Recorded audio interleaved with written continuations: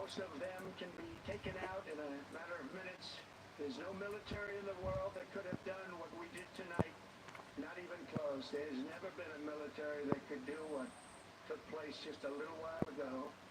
Tomorrow, General Kane, Secretary of Defense, Pete Hegseth will have a press conference at 8 a.m. at the Pentagon. And I want to just thank everybody, and in particular, God. I want to just say we love you, God, and we love our great military. Protect them. God bless the Middle East. God bless Israel, and God bless America. Thank you very much. Thank you.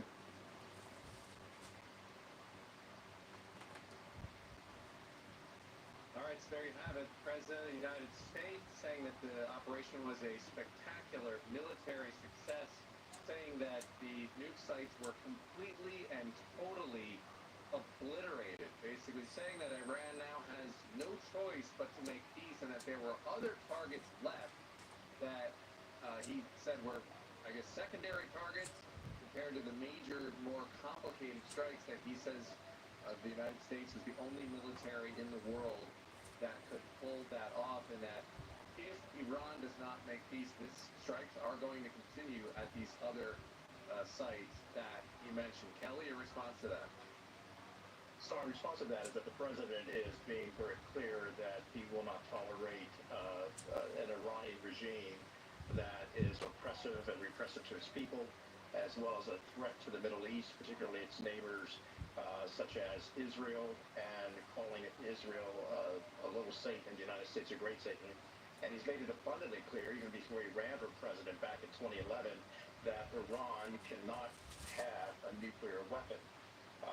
And he has made that abundantly clear tonight. Of course, for people living in Iran right now, as we've heard from Lana Silk as well as Wally Fairs, this is something that the Iranian people themselves, a majority of the people, which of course the media is not aware of, because the Iranian regime only puts out people that they have actually forced to support them.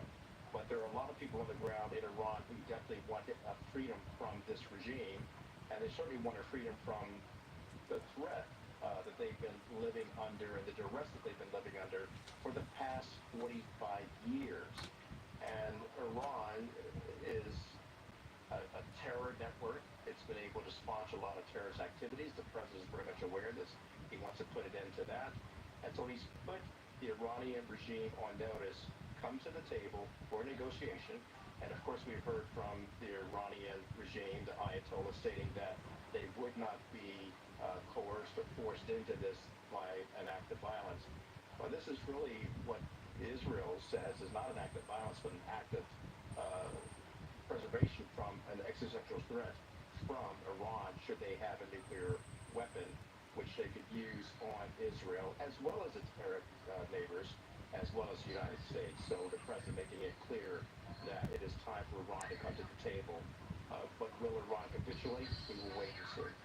CBN's Chris Mitchell is in Jerusalem right now, our Middle East bureau chief. Chris, what do you think, is what Kelly was just saying right there, what do you think Iran's response is going to be to President Trump's military action here and his really kind of declaration and command to them to say, hey, you need to surrender? It seems like the ball's in their court so far. They haven't seemed to have a lot of give in their terms of what they want to do. They just kept insisting we have to be able to enrich uranium. That was something that was a national right to them. What happens now remains to be seen.